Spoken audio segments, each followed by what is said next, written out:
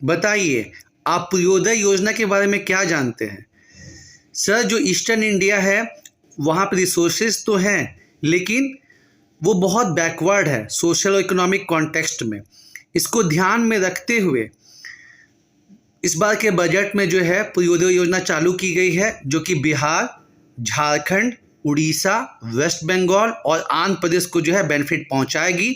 सबसे ज़्यादा जो बेनिफिट है वो बिहार के लिए है, उसके बाद आंध्र प्रदेश और अपना झारखंड भी जो है इससे बेनिफिट होगा सर। और इसमें जो है मेन फोकस जो है इंफ्रास्ट्रक्चर डेवलपमेंट पे किया गया है, और क्योंकि यहाँ पे सर काफ़ी प्रॉब्लम रहती है और कंपनीज इसलिए इन्वेस्ट भी नहीं करती हैं। और गया को जो सर इंडस्ट्रियल हब के रूप में डेवलप किया जाएगा, तो इससे सर जो है झारखंड को बेनिफिट भी मिलेगा। साथ ही साथ झारखंड की अगर हम बात करें तो सर 700 करोड़ रुपीज़ जो है वो झारखंड को एलोकेट किया गया है। बेरोजगारी जो है वो भारत के लिए बहुत बड़ी समस्या है और इस बजट में इसके लिए स्पेशल कदम उठाए गए हैं। क्या आप बता सकते हैं कि वो कदम क्या है? सर, जैसा कि हम जानते हैं कि इन प्रेजेंट कॉन्टेक्स्ट बेरोजगारी सबसे बड़ी समस्या है भारत की, और इसको ध्यान में रखते हुए सरकार ने 2 लाख करोड़ रुपया प्लान किया है अगले 5 सालों के लिए। और इसमें 5 स्कीम्स हैं जो कि 4 करोड़ युवाओं को जो है बेनिफिट करेगी। सर, जो पहला स्कीम है उसके अंतर्गत जो भी फॉर्मल सेक्टर में जॉब ज्वाइन करेंगे फ्रेशर्स, उनको अगले 3 साल में जो है गवर्नमेंट 3 किस्तों में जो है 15,000 रुपये देगी। साथ ही साथ एम्प्लॉयर को बढ़ावा देने के लिए जिनकी भी सैलरी 1 लाख से कम रहेगी, गवर्नमेंट उनके बिहाफ पे 2 साल तक जो है एम्प्लॉय को जो है 3,000 रुपये प्रति एम्प्लॉय देगी। साथ ही साथ सर जो है आपको EPFO कंट्रीब्यूशन में गवर्नमेंट भी जो है कंट्रीब्यूट करेगी। इसके अलावा 1000 ITI को सर अपग्रेड करने का प्लान है और 500 बड़ी कंपनियों में 5,000 रुपये प्रति माह के जो है अप्रेंटिसशिप करवाई जाएगी। ऐसा सर प्लान है। तो क्या आपको लगता है कि इसमें कुछ कमी है?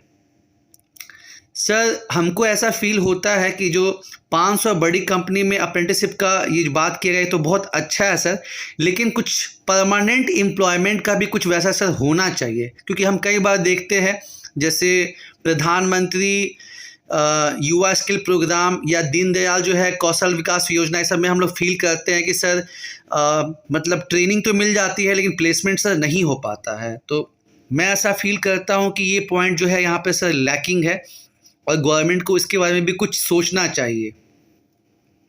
अच्छा, बताइए कि जो बजट इस साल प्रस्तुत हुआ है भारत का, उसका मेन थीम क्या है? सर, जो मेन थीम है सर वो विकसित भारत है।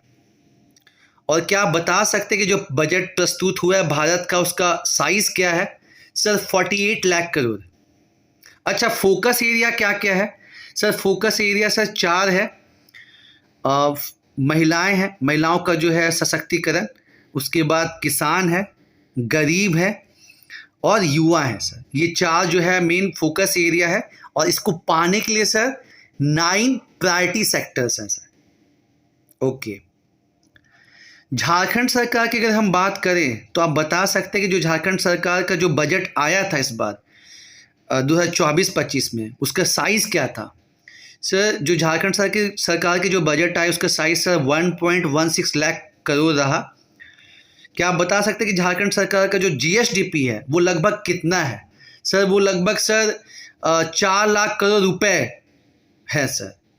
और 2030 तक झारखंड सरकार ने क्या अपना GSDP टारगेट रखा है? सर, 2030 तक झारखंड सरकार ने अपना टारगेट जो है वो 10 लाख करोड़ रुपए टारगेट रखा है सर।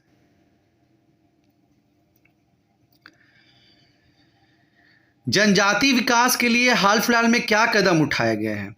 सर, जनजाति विकास के लिए हाल फिलहाल में अगर हम बात करें तो सर नवंबर 2023 में PM जनमन स्कीम चालू की गई थी जो कि आदिम जनजाति के लिए है। और इस बजट में सर PM जनजाति उन्नत ग्राम अभियान स्टार्ट किया गया है जो कि 63,000 ट्राइबल बहुल गाँव को सर जो बेनिफिट पहुंचाएगा। और वहाँ पे सर इंफ्रास्ट्रक्चर डेवलपमेंट, मतलब एम्प्लॉयमेंट जनरेशन, एजुकेशन, हेल्थ, ये सब पे सर फोकस किया जाएगा। क्योंकि अभी सर ये देखा गया कि स्टेप्स तो बहुत से, स्कीम्स तो बहुत सारे हैं, लेकिन कहीं ना कहीं कुछ लूपहोल है जिसके चलते जो सर जो जनजाति लोग हैं उनका विकास प्रॉपर नहीं हो पा रहा है।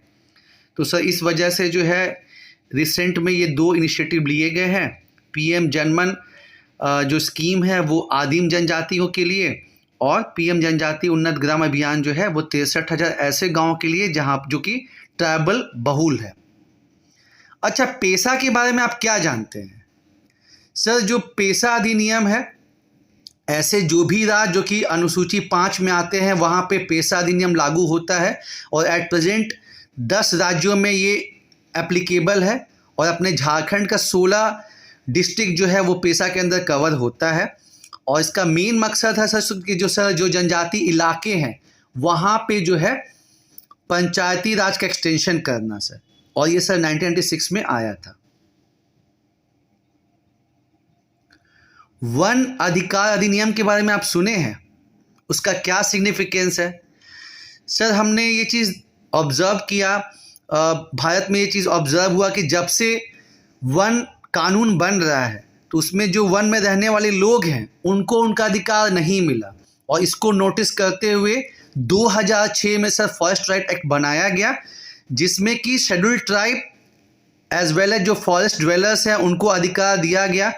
जो मतलब जो गैर अनुसूचित जनजाति हैं, अगर वो 3 जनरेशन से रह रहे हैं, और जो शेड्यूल्ड ट्राइब है जो अगर ग्राम सभा रिकॉग्नाइज करके वो 13 दिसंबर 2005 से पहले रह रहे हैं तो उनको जो है पट्टा मिलता है सर। और इसमें सर 3 टाइप का अधिकार मिलता है सर। एक आपका सर, एक तो इंडिविजुअल राइट है, दूसरा जो सर कम्युनिटी फॉरेस्ट राइट है, और तीसरा जो sir community forest resource right है। झारखंड सरकार ने इसको इम्प्लीमेंट करने के लिए अभी हाल ही फिलहाल में कौन सा स्कीम चालू किया है? सर, झारखंड सरकार चूँकि मतलब काफ़ी बैकवर्ड चल रही थी इसको लागू करने में comparison to our neighbouring states like Chhattisgarh and Orissa, तो इस वजह से जो है अबुआ वीर दिसोम योजना जो सर स्टार्ट किया गया है, जिसमें कि हर स्तर पे जो है सर एक समिति बनेगी और ये इंश्योर करेगी कि प्रॉपर तरीके से सर वन अधिकार अधिनियम जो है वो लागू हो सके। क्या आप बता सकते हैं कि जो झारखंड सरकार है, यहाँ झारखंड सरकार ने क्या पेसा को इम्प्लीमेंट करने के लिए क्या मतलब कोई रूल बनाया है? सर, बहुत दुख की बात है कि राज्य को बने हुए 24 साल हो गए, लेकिन अभी तक हम लोग इम्प्लीमेंट नहीं कर पाए हैं, और हमारे प्रेजेंट गवर्नर साहब ने भी इस बात को हाईलाइट किया है। हालांकि एक बात अच्छी है कि जो ड्राफ्टिंग है वो सितंबर 2023 में सर पूरी हो चुकी है, और पूरी उम्मीद है कि जो है अब जल्दी सरकार जो है इसको जो है इम्प्लीमेंट करेगी। अच्छा, पेसा लागू नहीं होने से क्या नुकसान हो रहा है?